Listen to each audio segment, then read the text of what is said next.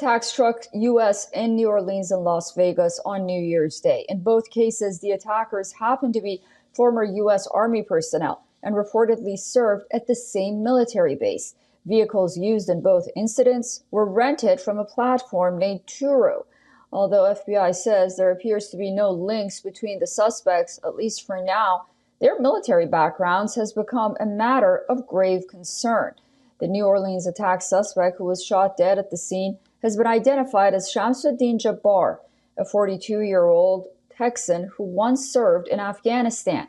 The FBI says Jabbar expressed support for ISIS. In fact, an ISIS flag, weapons, and potential IEDs have been recovered from his Ford electric truck. After the attack, authorities say Jabbar had posted a video before the attack expressing intentions to kill people. Investigators are digging into Jabbar's online presence to unearth his connections and possible motive. Jabbar served in the U.S. Army as a human resource specialist and IT specialist from 2007 until 2015.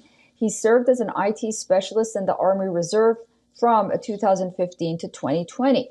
Jabbar also served in Afghanistan from February 2009 to January 2010.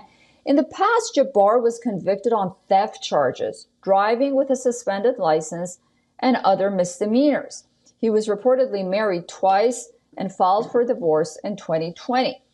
The Cybertruck explosion suspect has been identified as Special Forces veteran Matthew Levensberger. Remember, this is in Las Vegas. He blew himself up inside a Tesla Cybertruck in front of the gates of the Trump International Hotel in Las Vegas. The suspect sustained self-inflicted gunshot wounds to the head before the explosives detonated in his vehicle. A handgun was found at his feet.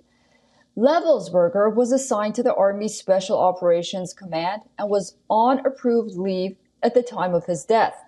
He had been awarded a Bronze Star and an Army Commendation for Valor along with a Combat Infantry Badge, besides completing 5 combat deployments to Afghanistan.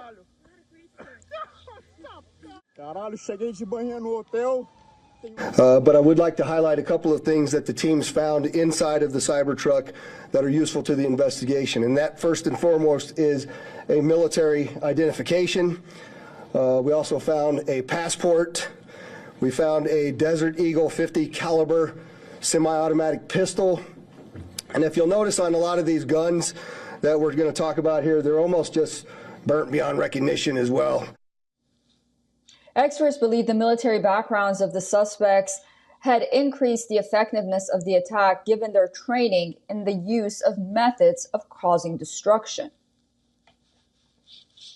This is something that is shocking because it's a suicide bombing, but less so because someone is involved from the military.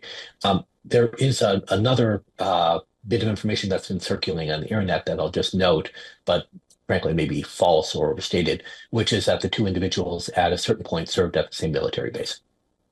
And, you know, whether, first of all, these military bases are huge, and it's not shocking that two people in the military would at times be in, you know, certain degrees of separation closer to each other than people outside the military. But that's at least something investigators will be looking at very closely.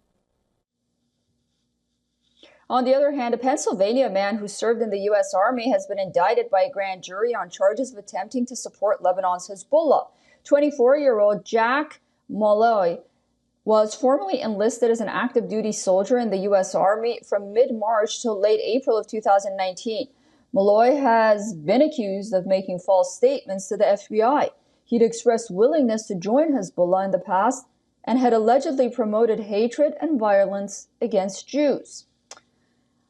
All right, for more on this, we are now being joined by Peter Kuznick, professor of history and director of the Nuclear Studies Institute at American University. He's joining us live from Washington, D.C. Peter, good to see you. Thank you so much for joining us. What a way to start the new year. Well, the FBI, for now, is saying that there is no links between the two attacks. There are strange similarities between the military background of the New Orleans and the Las Vegas attackers, the way they rented those vehicles. Does it indicate a problem of extremism within the U.S. military? there's certainly a problem of extremism within the U.S. military.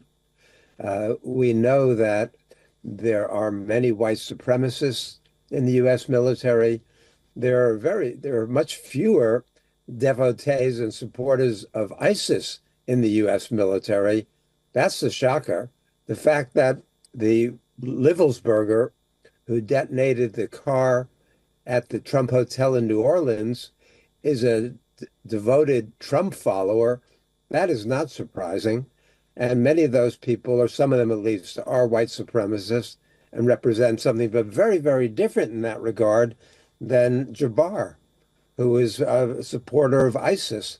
So there's a lot of different kinds of extremism. You have to remember that both of them deployed to Afghanistan. Both of them have lived within a culture of violence, and that the United States is awash in guns. So you put all these things together, the military training, various kinds of extreme ideas, access to guns. So it's not surprising, but it's very disturbing that this took place. And we know that the military does not do a very good job of rooting out extremism.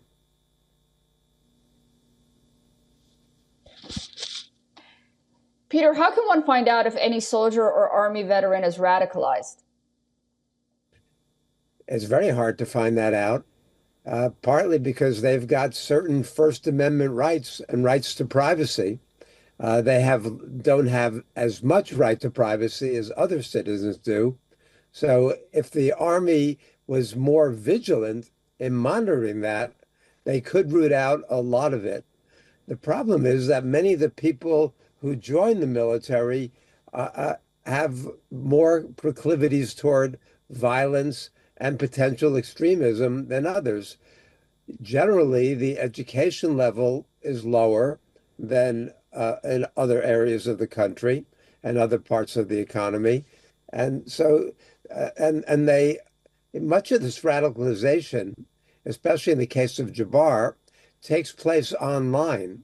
So it's out of sight of most of the ways that we would be able to root this out. So it's going to be a problem, but we know that there's a lot of extremism, and the authorities know that, and they generally choose to turn a blind eye because it could be useful for them in some of these situations.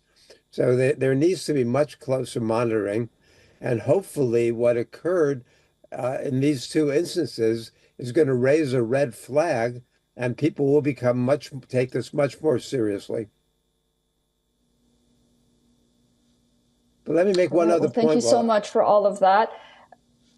Yeah, the please. other point to say is that we live in a country and a world that's awash in violence right now. And people believe that violence is an acceptable way of solving problems. I just got back from the Nobel Peace Prize ceremonies in Oslo.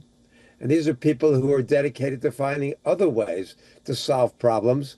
But the U.S. is fueling the wars in Ukraine, the U.S. fueling the war in Gaza and the Middle East. So it's not surprising that some violence in such a violent world is going to blow back on us. Now, ISIS is a concern. ISIS had largely been rooted out in Iraq and Syria because it used to control a lot of territory, and then it's been greatly reduced and minimized. But now ISIS is feeling a resurgence, especially in Syria. Given the chaos in Syria, ISIS is trying to make a comeback there. So this kind of extremism is alarming, dangerous, and Americans and people all over have got to be much more vigilant again. Yeah, it's very true. There's concerns already whether or not there'll be copycat attacks like the ones we saw on New Year's Day. We'll be following this story, of course, very closely, and of course, those concerns about the resurgence of ISIS. Peter, I appreciate your comments and your analysis. Thank you. My pleasure. Thank you.